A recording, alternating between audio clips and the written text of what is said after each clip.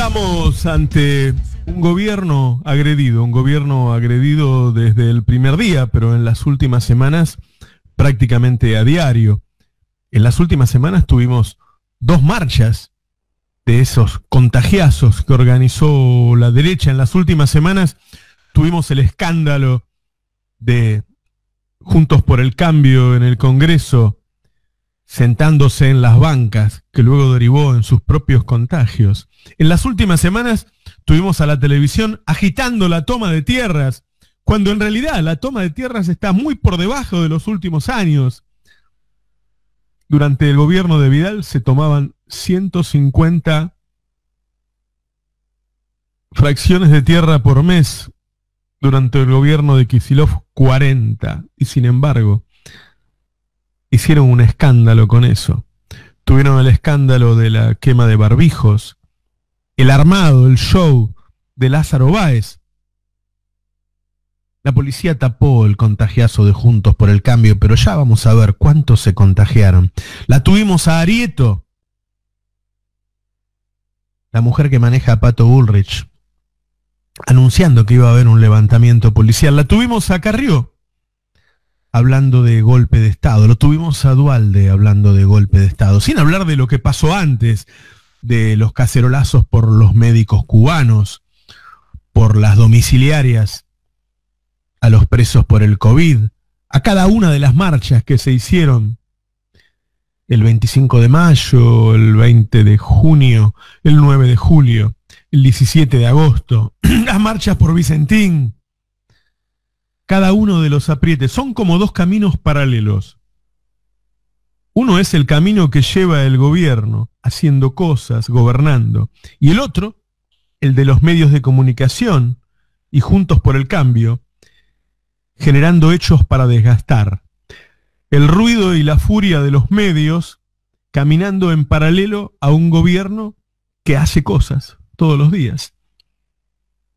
Es una carrera, pero yo diría que el tiempo juega en contra de ellos. Lo que no quieren es dejar que el gobierno de Alberto se termine de acomodar, porque ellos pueden cambiar de tema ante un arreglo de la deuda, pero no pueden cambiar de tema cuando con una política de producción agresiva se salga a generar empleo fuerte. Mirá, con no ser neoliberal basta, ¿eh? Con que haya un gobierno que no esté todos los días subiéndote las tarifas, devaluando, subiéndote el precio de los alimentos, agrediendo a jubilados, agrediendo a discapacitados, agrediendo a los maestros, agrediendo a los científicos. Con eso basta para estar mejor y la gente se va a dar cuenta.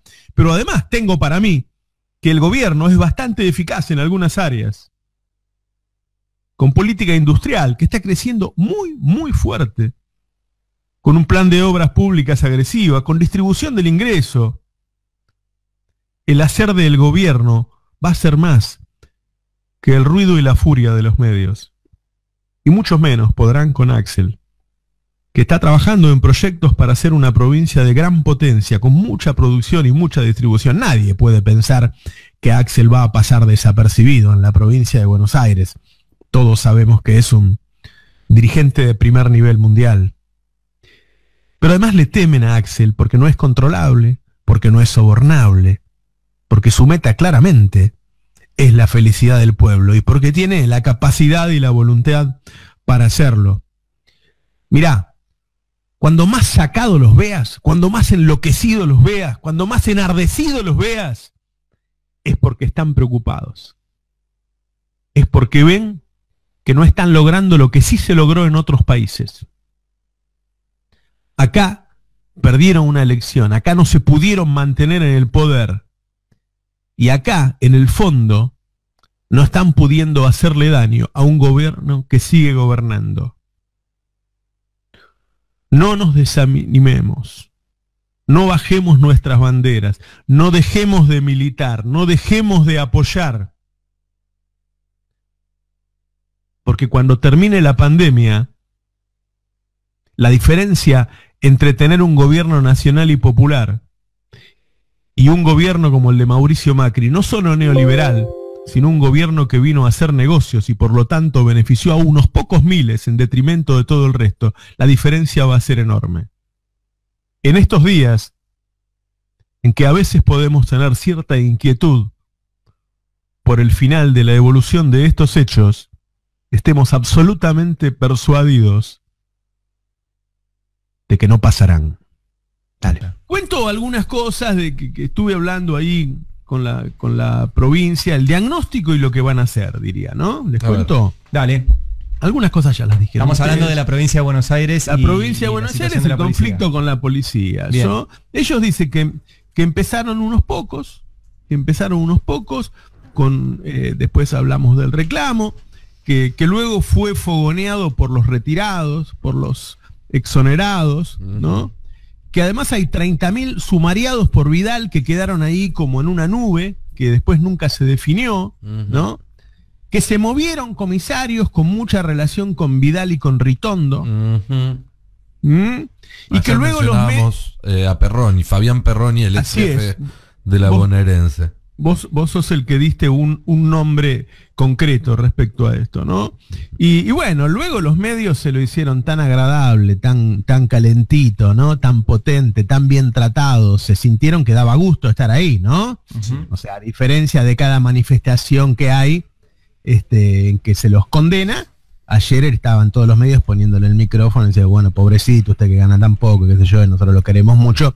Con lo cual, la verdad era más lindo estar ahí y sentirse un poco bien tratado que volverse a la casa. Es notoria la diferencia, ¿no? Cuando paran los docentes, por ejemplo, hablan del paro de Baradel, te cuentan los que faltan, los que toman licencias de más y demás. Cuando para la policía te cuentan las historias de cada uno de ellos y de cómo... Claro. Digo, historias que probablemente sean ciertas, ¿eh? Acá la crítica no está puesta al policía que trabaja por 40 lucas por mes, sino a cómo esto se lo toma desde ciertos sectores con una finalidad muy diferente. Ahí iba. Lo que dicen en la provincia es, mirá, esta gente perdió el 30% de sus ingresos con Vidal. Y además de eso, perdieron todo por la pandemia, ¿no? Perdieron los adicionales, perdieron todo lo que ganaban. Se quedaron con esos bajísimos sueldos y nada más, al tiempo que claramente están arriesgando su vida. Tuvieron 7.000 contagiados, ¿no? Son, después de los médicos y de los enfermeros, los que están ahí adelante de todo, con lo cual están en pésimas condiciones y eso le da un toque de legitimidad al reclamo, no a la forma, pero sí al reclamo, que es incuestionable. Hay algo que dice Axel, que es, estas cosas nos las hacen a nosotros y no a la derecha, pero está bien que nos las hagan a nosotros, porque nosotros somos uno de ellos, nosotros somos trabajadores como ellos, entonces está bien que esperen más de nosotros y nosotros tenemos que darles más, ¿no? No hubo casi reclamos políticos, ahí apareció Alderete en un tuit diciéndole feliz cumpleaños a Macri. Aparentemente él sí tiene, pero hubo muy poco. Digo, lo que se escuchó en cuanto a política, la verdad es que no sé, yo escuché hablar a 100 policías y 98 hablaban de sus penurias económicas, ¿no? Los jefes se mantuvieron a la orden de Bernie todo el tiempo. Sí. Si hay algo que reclamarle a los jefes es no verla venir, no advertirlo. Sí. Pero no el comportamiento posterior. Y esto es muy importante, digo, ¿no? No fue un levantamiento, no fue una azonada policial. Sí, lo del no verla venir, además, lo comentábamos más temprano, tiene que ver con que durante el gobierno de Vidal también se congelaron muchos ascensos, entonces hay muchas vacantes en lo que es los mandos medios, que son básicamente los que tienen que tener el trato cotidiano y entender cuáles son estas problemáticas antes de que lleguen al punto que llegaron. Claro. Me dicen también que bueno, que no es que hay una negociación, no hay una negociación, entre otras cosas porque no hay con quién negociar. Ayer a la noche, a la madrugada, hubo peleas por el liderazgo, peleas a trompadas. ¿Sí? Ahora, Kicillof va a hacer un anuncio mañana. ¿Sí? Que no es lo que le piden. Lo primero que no es lo que le piden es el primer punto. Es decir, Kicillof no va a decir que no va a haber sumariados, que no va a haber ningún castigo, que no va a pasar nada, que es el primer punto que ponen ellos. Sí. Eso no va a suceder. ¿Sí? No va a ser el aumento que piden ellos, pero va a ser algo muy, muy importante. Va a ser el mayor aumento en términos reales que hayan recibido. y van a recibir otras cosas, ¿no? Ustedes ya lo estuvieron hablando de eso, van a recomponer todos los adicionales. Esas horas core, Vidal las tuvo congeladas a los 4 años. Bueno, temas de salud, temas de vestimenta, todos los adicionales que reciben. O sea, va a ser una recomposición que les va a mejorar la vida. Integral, o sea, no solo el salario de bolsillo, sino integral. Cuestiones vinculadas a salud, a vivienda. Así es. Lo de salud también es clave. Había un reclamo que quizás pasó más desapercibido, pero que estuvo presente en todas estas protestas, que es que los policías reclaman poder optar por una obra social que no sea IOMA. Sí, que es la obra social de los estatales de la provincia. Y los comprendo.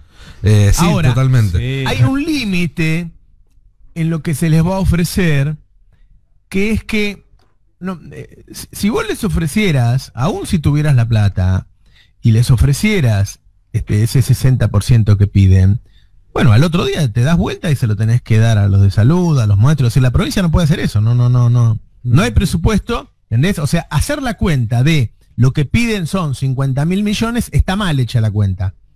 Porque vos después tenés que darle lo mismo al resto de los empleados públicos, o por lo menos a los esenciales, de la provincia de Buenos Aires. Y eso es imposible. ¿Sí? Sí. Entonces se va a hacer un anuncio muy importante de mejora. Se va a decir que se comprende el reclamo. Se le va a explicar que la mayoría de lo perdieron durante el gobierno de Vidal, y que tienen que entender que la mayoría de los argentinos perdieron lo mismo que ellos. ¿No? Es decir, no sé, hablemos de los periodistas, si quieren, estamos hablando con periodistas. Nosotros tenemos paritarias en el Destape, pero ustedes saben que la mayoría de los medios no tiene paritarias. No. ¿No? Y hay medios que estuvieron los 4 años de Macri sin dar paritarias. Hay medios que deben la paritaria del 2018. Claro. Entonces, no, porque se les va a decir, los comprendemos, pero comprendan que ustedes están como todos los argentinos. Sí. O sea, acá pasó algo durante 4 años, es que los argentinos perdieron 30% de los ingresos. Ustedes también. Claro. ¿Sí? ¿Para qué? Porque todo lo que decían ayer era cierto, pero quizá el periodista que le ponía el micrófono estaba igual que el policía. Sí. O sea, esta es una realidad de los argentinos. Sí. Todos perdieron eso. Entonces, bueno, el tono del discurso es importante, porque también está la posibilidad de terminar el discurso y que no se vayan. Que no se desinfle, que le dé más impulso.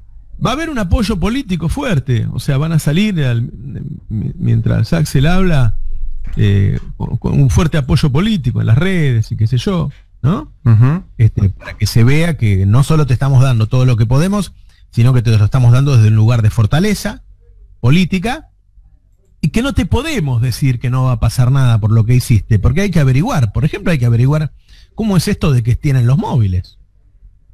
Porque los móviles no es que te lo llevas vos a tu casa y haces lo que querés con el móvil, que es tuyo. Alguien maneja, alguien tiene el control sobre los móviles.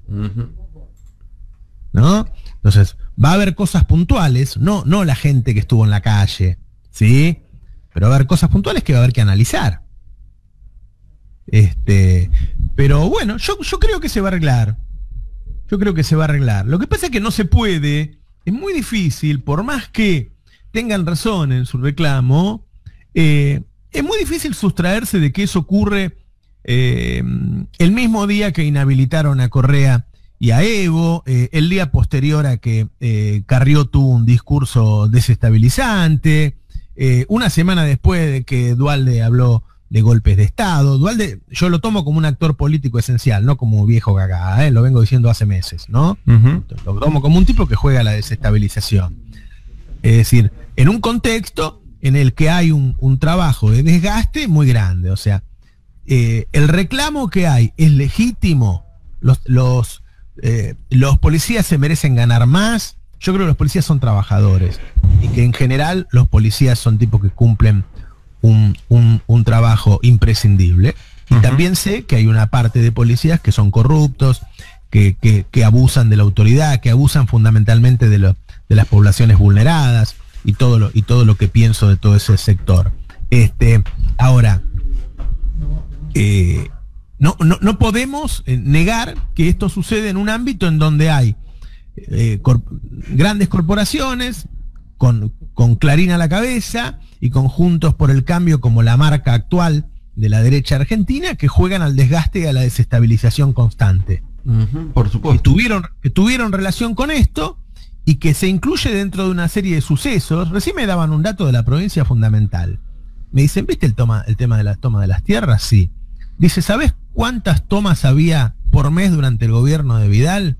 150. ¿Sabés cuántas hay ahora? 40. Lo redujimos a menos de un tercio el problema. ¿Vos los viste durante el gobierno de Vidal ir con las cámaras? No. ¿A las tomas? No. Bueno, es como cada tema que ellos toman, ¿no? Las silobolsas. Bueno, ¿cuántas silobolsas rompen generalmente? Y suelen romper 30 por mes. ¿Y cuánto rompen desde que está Alberto y Axel? Y 10. Y ahora es noticia y antes no. Bueno, era el mismo método que en una época se usaba con los casos de inseguridad o los casos de criminalidad, ¿no? Se agarraban de un caso resonante para no hablar de estadísticas, o por ejemplo, algo que era muy común durante el gobierno de María Eugenia Vidal, era que los canales de noticias en general mostraban siempre delitos que sucedían en intendencias gobernadas por el peronismo.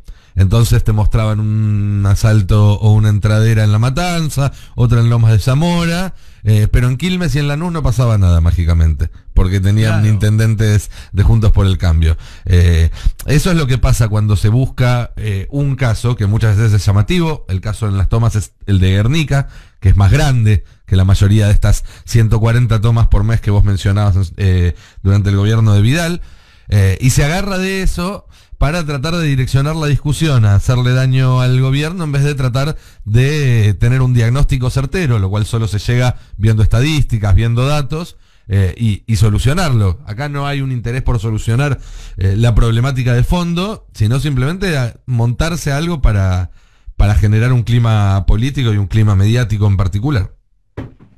Y bueno, siempre hay jugadores además adentro, ¿no? Lo que pasó con Báez, es algo armado, claramente, ¿no? Claramente lo hicieron en el prime time con todos los noticieros transmitiendo en vivo. Claro. Yo me acuerdo, por ejemplo, cuando le dieron la domiciliaria Echecolás, creo que fue, que hubo también, se armó, digamos, una resistencia de los vecinos, no lo querían tener y demás, en Mar del Plata, si no me equivoco que fue. Y Echecolás llegó en un auto de civil en la madrugada, no llegó en un camión del servicio penitenciario bonaerense a la hora que estaban todos los noticieros. Claro. Digamos, si vos querés hacerlo de forma disimulada, de forma más efectiva, también en el fondo, se puede. Acá hay alguien que decidió armar un operativo para que fracase. Y es importante, yo ahora lo voy a comentar un poco más en el editorial, que todo, como si fueran dos líneas paralelas, todos estos hechos suceden, todos los días uno distinto, mientras el gobierno está haciendo cosas. Ayer hablé con un economista que fue funcionario de Néstor, para mí uno de los mejores del país, que me dice, estoy asombrado de lo bien que está la industria, cómo está creciendo la industria.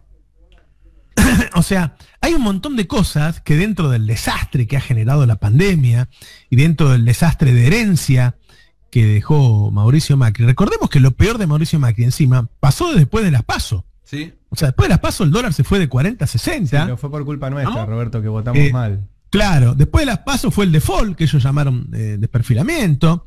Sí.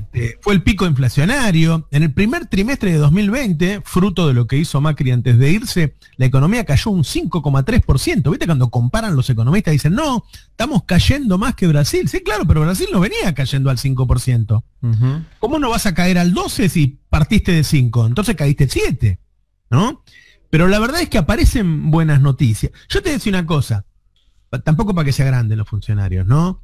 Era tan malo el gobierno de Macri que con ser más o menos ya sos mucho mejor, ¿no? Entonces claramente, si vos no lo estás agarrando a patadas a la economía todo el tiempo, con devaluaciones, con tarifazos, con baja de ingresos constantemente de los trabajadores, con destrucción del aparato productivo, con que pongas un gobierno más o menos, la vida de los argentinos mejora mucho, ¿no? Sí. Creo que en algunos ámbitos el gobierno es mucho más eficaz de lo que suelen decir, ¿no? A mí me parece que el equipo económico es muy sólido y no es menor ese tema. Vos tenés un grupo ahí coordinado por Cafiero, donde está Guzmán, donde está Cecilia Todesca, donde está Culfo, donde está Mercedes Marco del Pony, qué sé yo, que funciona bien.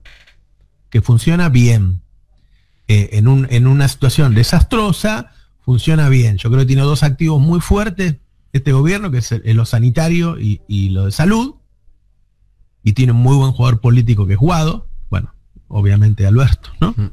Y tiene una conducción, el Frente de Todos, que son unas cuantas cabezas políticas importantes, ¿no? Alberto, Cristina, Axel, Máximo, Sergio, así que me parece que todo eso confluye en un gobierno que es mucho más eficiente, claramente, y mucho más beneficioso el resultado que lo que era de Macri. Por eso le tienen que tirar tantos tiros. Claro. ¿No? Sí, sí. Sí. Eso en un contexto de pandemia, obviamente, ¿no? Obviamente. No, lamentablemente todo lo que tenés para mostrar generalmente es que no estás tan mal como otros. Ya gobernar después de Macri era difícil. Gobernar después de Macri con pandemia, te la regalo. Y sí. Y además lo que siempre decimos con este sistema de medios, que de verdad en algún momento nos van a hacer discutir si el cielo es azul. Porque es tan ridículo la cobertura de absolutamente todos los temas y de todas las noticias, que es muy difícil, porque todo el tiempo te corren el arco. Entonces, una opción que podemos tener es no jugar más con ellos, ¿viste? Agarrar la pelota y llevarla al otro lado y jugar nosotros, porque si no, estamos jugando siempre con un arco que te lo mueven. Entonces no se puede nunca meter un gol. Bueno, ahí hay algo que me parece a mí que es, el gobierno empieza con la idea de articular y ver si se puede terminar con esta guerra que hubo todos estos años. Del otro lado le dicen que no.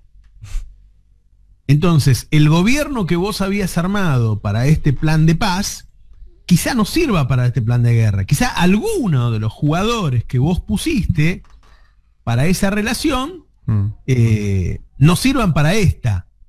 O quizá algunas áreas que vos habías puesto para una negociación ahora tengan que ser para una actitud mucho más, no, me sale la palabra agresiva, mucho más potente, sí, ¿no? Una de ellas es sin ninguna duda la de medios. Totalmente. ¿No? Yo creo que, no sé, si Biondi es el hombre elegido, bueno, que sea el ministro de medios y que tenga 200 tipos laburando para él. Claro, bueno, no hay un ministerio de comunicación, que te acuerdas que Macri lo había creado. Que tenga un ministerio de medios no, porque de medios es ¿cómo se llama? Meritelo. Claro, está el secretario de medios y el vocero. Pero eso es otra cosa.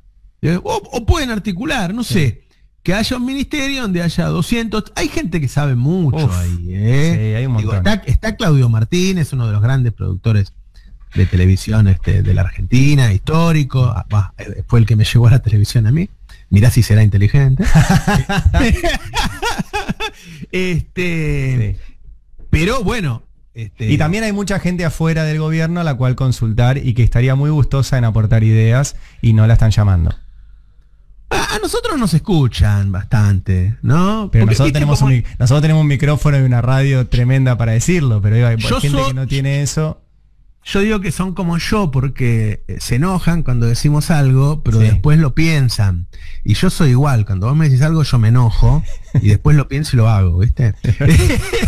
Así que yo los comprendo. Es verdad. No, bueno, pero muchas veces hemos dicho, pero en la cuestión de medios no han, o sea, pero hay mucha gente. Nos han escuchado, pero no nos han dado mucha bola. Hay mucha gente valiosa en la Argentina, ¿no? Que puede sumar. Yo no hablo incluso de quiénes. Yo digo que esos mismos jugadores que están, esos mismos Biondi, Meritelo, Claudio, qué sé yo, con otro objetivo y y algo mucho más grande, más potente, ¿no? Decir, bueno, mirá, la verdad es que nosotros veníamos a hacer la paz con estos muchachos y nos declararon la guerra. Bueno, una guerra pacífica, una guerra de información, una guerra cultural, se da teniendo la misma cantidad de soldados. Hoy ellos tienen 1000 soldados, 1000 canales, 1000 radios, qué sé yo.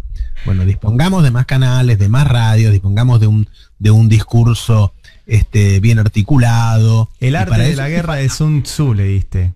Bueno, aplicado a los medios, pero viste que no envejece ese libro. No sé cuántos siglos tiene, pero es que si no, lo que le pasa al gobierno es que tiene determinadas áreas que son muy eficaces y la gente no logra percibirlo.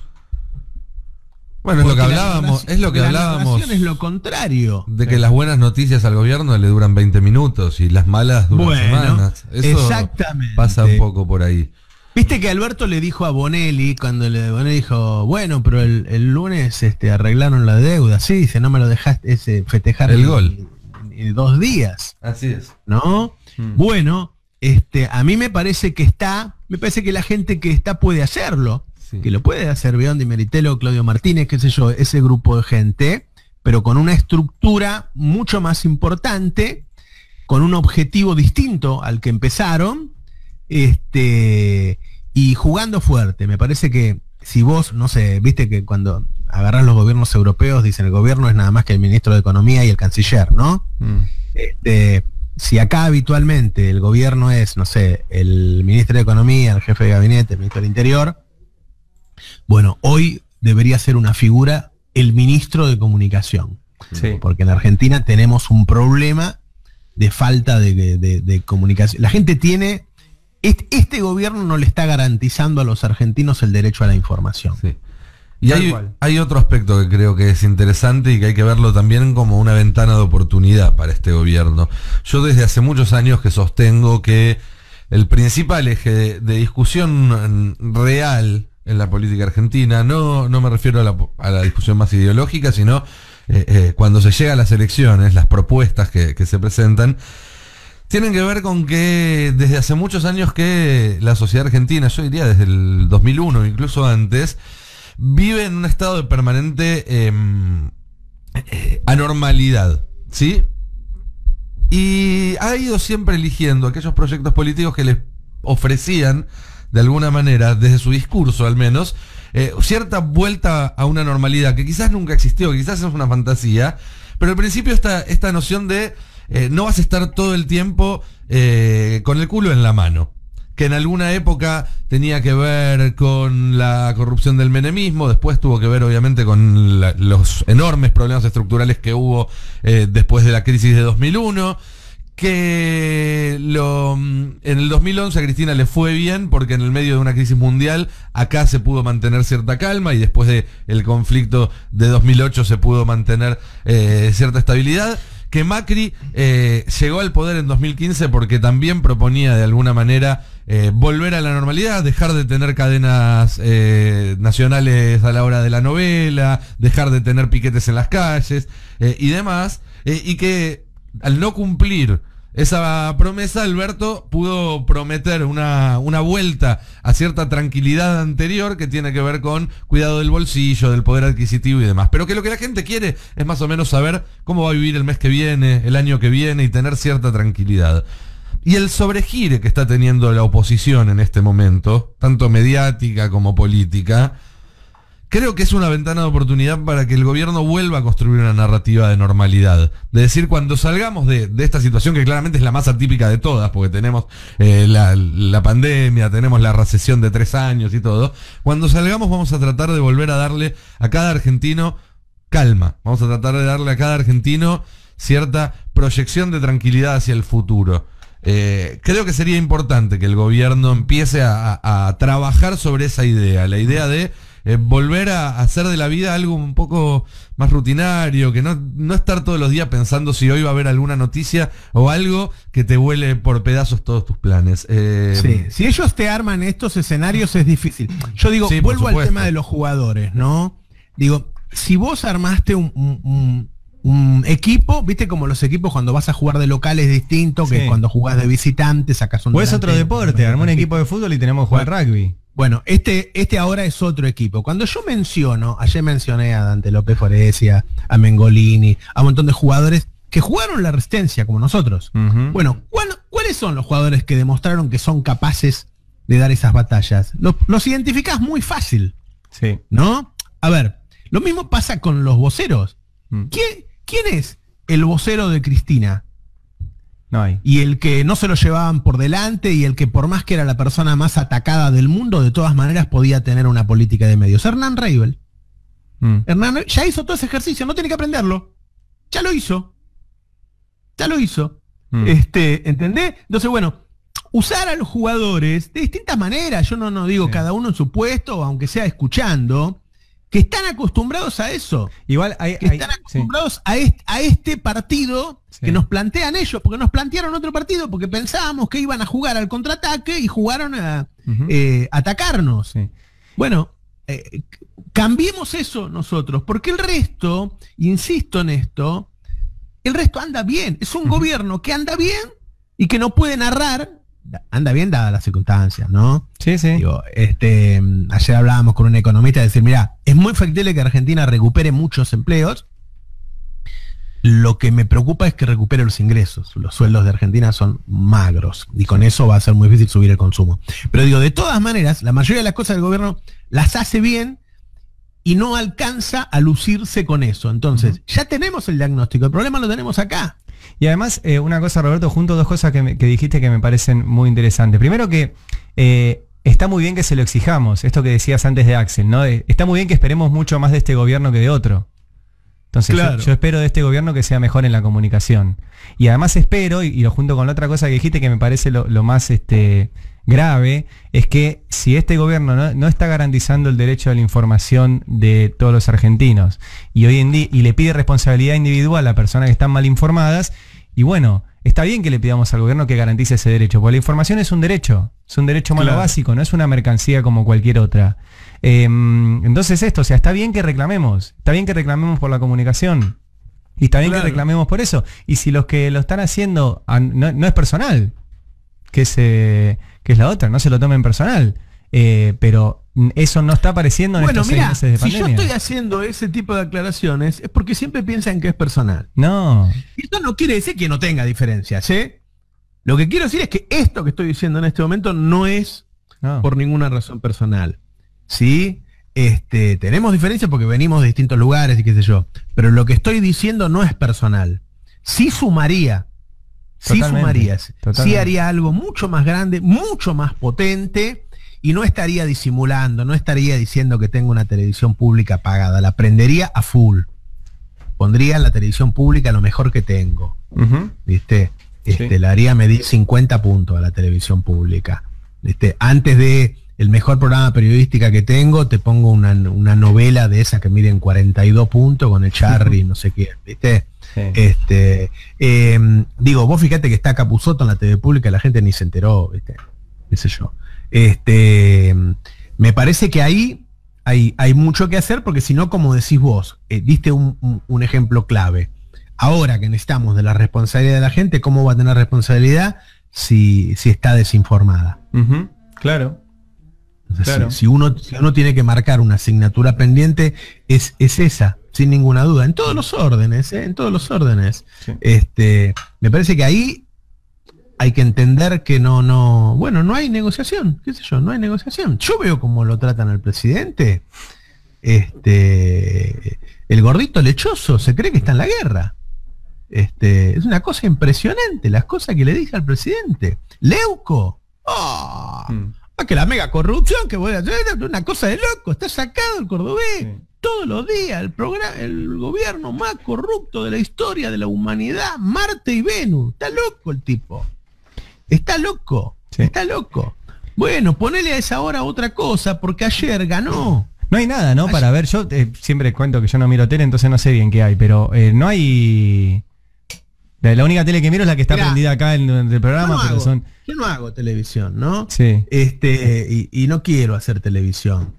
Cuando hice televisión, yo comprendí que la televisión es un entretenimiento y que yo tenía que entretener a la gente. Yo tenía humoristas, música, me disfrazaba, salía con una ametralladora en la mano, me tiraban humo, ¿viste? Ahora, yo le ganaba a TN 7-07. Claro. Ayer Leuco le ganó a Berkovich 4-2. ¿Viste? Claro. Berkovich es un académico. Es un académico. Una hermosura, ¿viste? Vos lo ves, mirá qué buen programa, terminó ese cheque bien este muchacho. Pero la popular no lo ve. Yo el día que estaba sentado en la mesa de mi casa, que yo tenía una pyme, tenía 35 años, y Menem había ganado la reelección, yo estaba viendo a un periodista que admiro y dije, qué aburrido que sos, la madre.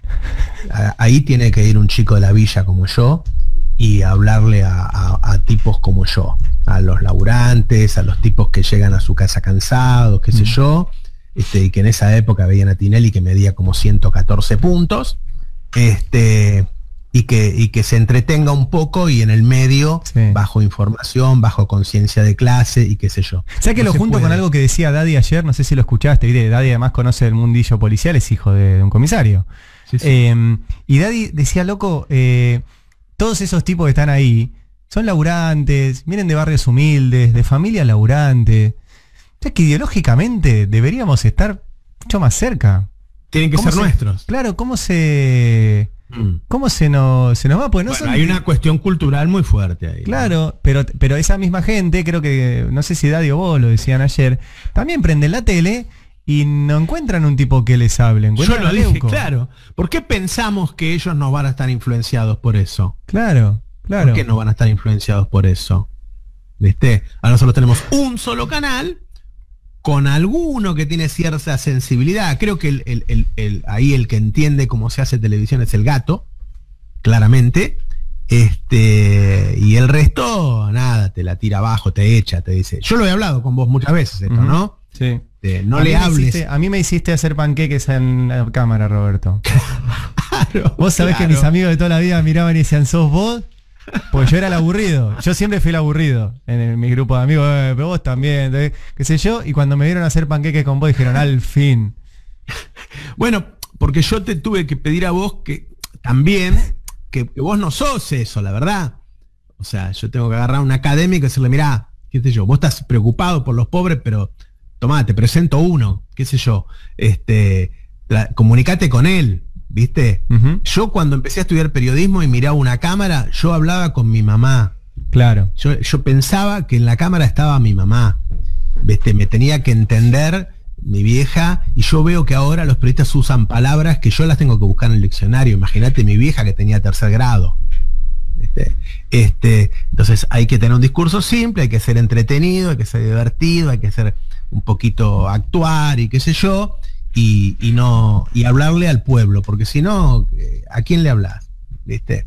Pero bueno, eso después es responsabilidad individual de cada periodista en y eso lo que quiere hacer con su carrera.